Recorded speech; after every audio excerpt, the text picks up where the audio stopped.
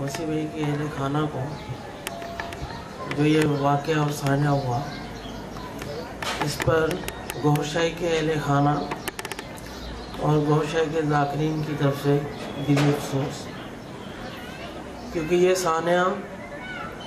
انجمن سرفروش شان اسلام کی تاریخ میں پہلا ہوا کہ جس میں کسی عہدیدار کو اس طرح سے نشانہ بنایا گیا۔ جب یہ واقعہ رونما ہوا تو کافی ذاکرین افسوس کی اور مایوسی کی لہر میں دوڑ گئے اور طرح طرح کی چیمہ گوئیاں ہونا شروع ہوئیں کہ وسیع بھائی کے ساتھ یہ ایسا معاملہ کیوں ہوا،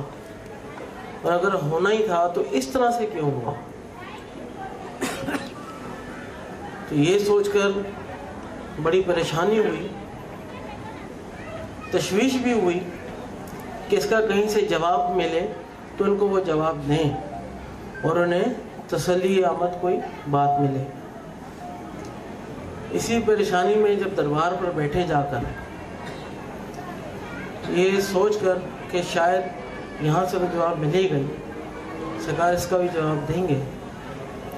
تو وہاں سے ایک دعا آئی کہ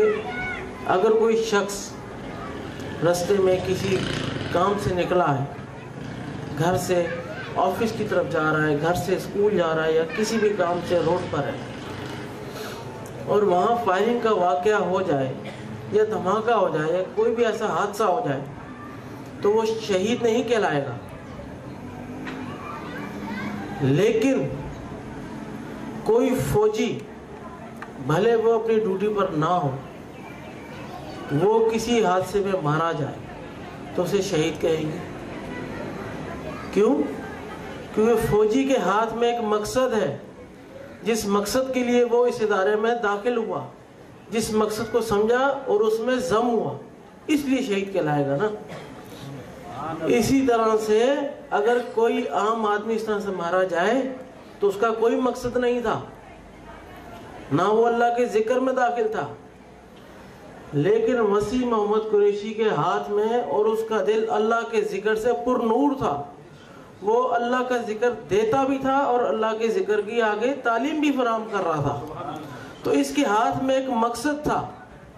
تو اس لیے اس مقصد کے تحت جامِ شہادت اس کو ملی۔ یہ افسوس کی بات تو اپنی جگہ، لیکن تسلی آمد بھی ہے کہ آج گوھر شاہی کا ذاکر شہادت کے مقام پر موجود ہے،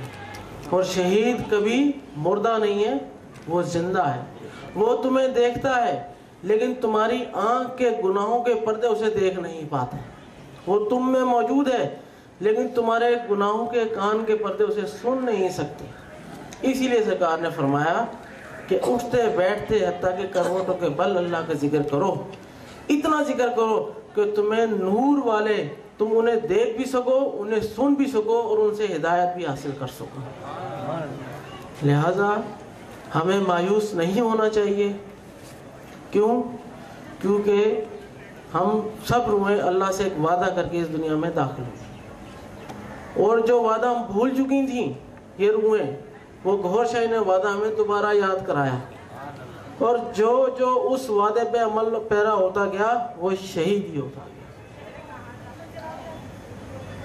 لہٰذا سرکار کے مشن کو، جو سرکار شاہ صاحب کا مشن ہے، اس سے مایوسی نہ لی جائے،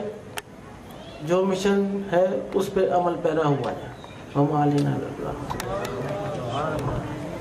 اپنے خوبصورت خیالات کا اظہار فرما رہے تھے صاحبزادہ صاحب۔